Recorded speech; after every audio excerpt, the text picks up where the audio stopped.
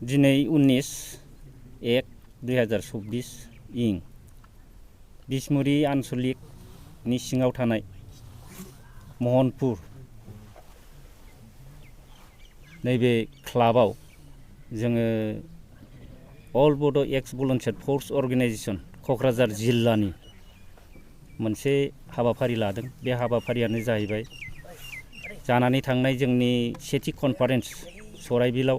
जमदुवार दख'रानि सिङाव थानाय सराइबिल बावहाय जोंहा जिल्लानि मोनसे सेथि बोसोरारि कनफारेन्स जादोंमोन। बावहाय जोङो माखासे फुरानाफोरखौ दोननानै आरो जाय बिथांमोनहा जोंजों एक्टिभै नुजायाखै बिथांमोननि गेजेराव सोसननानै लानाय हाबाफारिनि गेजेरजों जोङो ओइदिनखालि सोसननानै लानाय गोदानै मेम्बारफोर बे बिथांमोनखौ लानानै दिनै अथ टेकिं सेरेमनि आरो चार्च इनस्टलेसन फोरबो प्रग्राम बेवहाय मिरु आफादनि आफादगिरिखौ लानानैनो जोङो बे हाबाफारिखौ मावफुंनानै लाबाय। दिनै जोङो बे आफादखौ मानो दानो गोनां जाखो आरो मानो दाफुंनानै लाफिननो गोनां जाखो होननानै बुङोब्ला जोङो सिगाङाव एडक कमिटि हिसाबै जोङो दाफुंनानै लानाय जादोंमोन आरो बे जोङो फुल फ्लेजेड जायाखैमोन। बे कनफारेन्सनि गेजेरजों जोङो फुल फ्लेजेड खालामनो हाबाय आरो दिनैनि सानावनो चार्च इनस्टलेसन चार्च गथायनाय हाबाफारिखौबो जोङो दिनैनि हाबाफारिनि गेजेरजोंनो मावफुंनानै लानाय जाबाय। जों मिथिनो मोनदों फैगौ फेब्रुवारि दानाव नोंथांमोना गोदान दिल्लीयाव सोमावसारहैनायनि थांखि लादों। बेखौ मानि थाखाय सोमावसारनायनि थांखि लानाय जादों? औ नंगौ, जोंनि फेब्रुवारि दानाव थांनायनि उद्देश्यआ जाहैबाय जोङो मानो जोनोम जाखो बेखौ फोरमायग्रोनि। जोंनि एक्स भलुन्टियार फर्स अर्गेनाइजेसना सिगाङाव एबसुनि दैदेननायाव एबसुजों दैदेनजानाय मोनसे संगठनमोन, मोनसे आफादमोन। बै समाव जोङो नंब्लाबो नङाबाबो फिसा फिसौ आइजें आइलाफोरजों जोङो बड'लेण्ड मोनफुंनायनि मुङै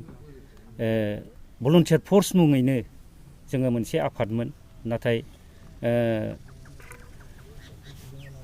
जोङो DEC सुक्तिनि गेजेरजों जों माखासे जोंनि वार्कारफ्रा भलुन्टियार फर्स वार्कारफ्रा माखासे सारेन्डार जादों आरो माखासेया सारेन्डार जायाखै। सारेन्डार जानो जों लाजोबनो हायाखै। मानो होननानै बुङोब्ला जोंनि गेजेराव गोबां वार्कारफ्रानो बुंनो थाङोबा गासिबो भलुन्टियार्सजोबमोन। दा जोङो नुयै नुबाय DEC आवबो जेबो खामानि जायाखिसै, ना बाउन्डारि ना माबा मोनसे सुक्तिनि मावफुंनो हानाय, बावहायथ' इलेक्सनबो जायाखै आरो मोनफ्रोमबो माने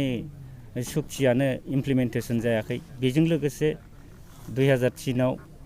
BTC लाबावबाय। BTCआवबो जेरखम एफा एनै डेभेलपमेन्ट जादोंब्लाबो बिनि माखासे एकर्ड इमप्लिमेन्टेसन जायाखै। बिनि गेजेरावनो नै BTR आरो सुक्ति जाबावबाय। बे BTR सुक्तिनि गेजेरजोंबो जोंनि बे गांनाय उखैनाय, जोंनि माखासे सिन्था धाराजों थैनानै थांनाय, जखम जानाय, बेफोरनि रिहाबिलिटेसन, बेफोरनि माखासे अनसुंथाइ बा जोंनि मोननांगौ थांखिसिम सहैनो थाखाय जोंनि नैबे भलुन्टियार फर्स, जों जेरै दा एक्स भलुन्टियार्स मुङै जोङो गोदानै जांख्रिखांफिननो गोनां जादों। जिहेथु जोंनि मेइन थांखियानो जादोंमोन बड'लेण्ड सोरजिनायनि, सेपारेट स्टेट सोरजिनायनि। नाथाय बे गलसिम सहैयाबालानो दिनै जोंनि माखासे दैदेनगिरिफोरा सोलाबबानो सुक्ति खालामनायनि गेजेरजों माखासे सुक्तिफोरा सिङाव मा गेसाव गोफोन दङ,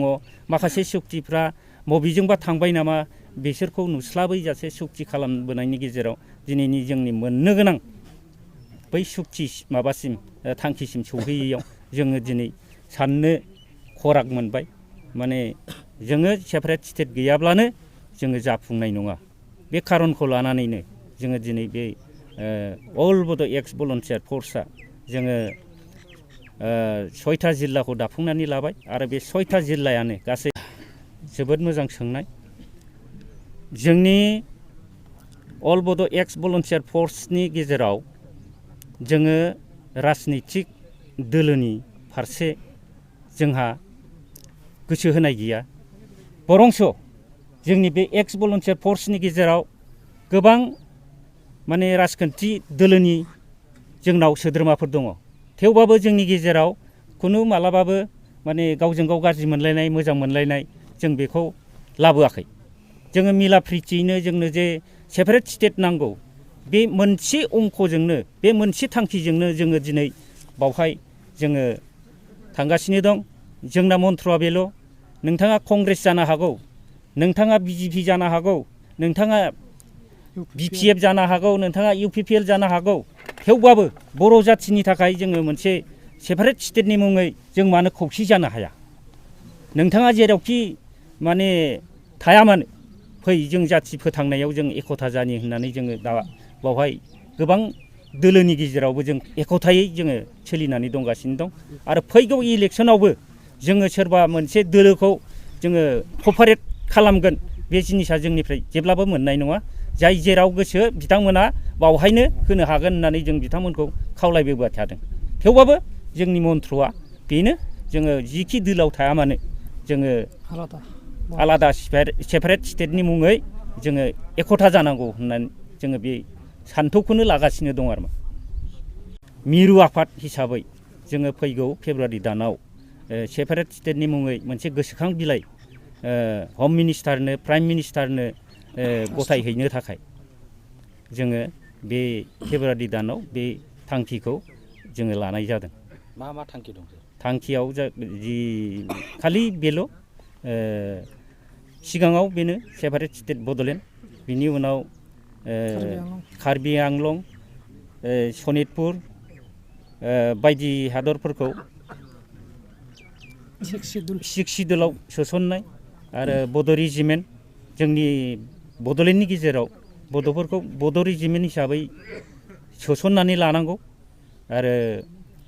आउट अफ बिटिसि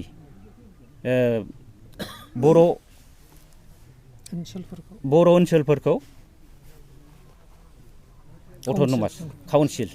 काउन्सिल बानायनानै होनांगौ मोनब्रैल' खालामनाय जादों बे मोनब्रैनि गेजेराव जोंनो सेपारेट स्टेटखौनो जों बांसिन बोलो होगोन आरो बे सेपारेट स्टेट जायोबानो जोंनि साननाय हनायफ्रा जाफुंगोन होननानै जों आसा खालामो आरो बे थांखिखौ लानानैनो जोङो दिल्लीयाव थांनायनि थिरांथाखौ लाबाय